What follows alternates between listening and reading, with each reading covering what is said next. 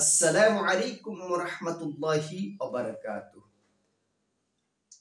প্রিয় সম্মানিত দিনী মুসলিম ভাই ও বোনেরা, আমি আপনাদের সম্মুখে এমন 3টি আমল নিয়ে হাজির হয়েছি যে আমলগুলো আমরা দিনী মুসলমানেরা নিয়মিত আমরা এই আমলগুলো করলে আল্লাহ পাক রব্বুল আলামিন আমাদের ভাগ্যকে সুপ্রসন্ন করে দিবেন।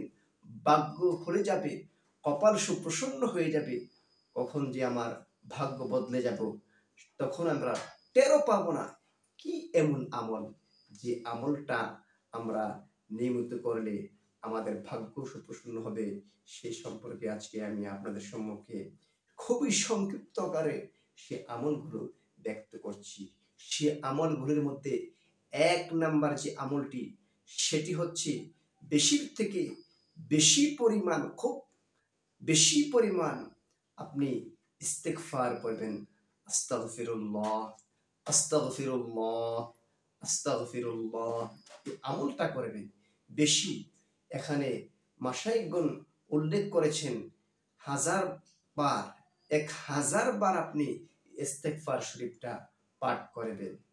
2 নম্বর যে আমলটা, সে আমলটা হচ্ছে কালিমা শরীফের জিকির, লা ইলাহা ইল্লাল্লাহ, লা ইলাহা ইল্লাল্লাহ, নেই কোনো মাবুদ আল্লাহ ছাড়া।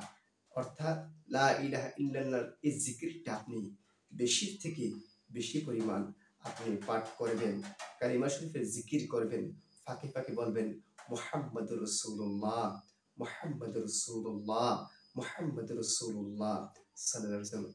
3 নাম্বার যে আমলটা দেব, সে আমলটা হচ্ছে আল্লাহর হাবিব মুহাম্মাদুর রাসূলুল্লাহ সাল্লাল্লাহু আলাইহি ওয়াসাল্লাম, যার খাতিরে তামাম জাহান সৃষ্টি, সেই নবীর উপরে আপনি বেশি থেকে বেশি পরিমাণ দুরূদ শরীফ পাঠ করবেন।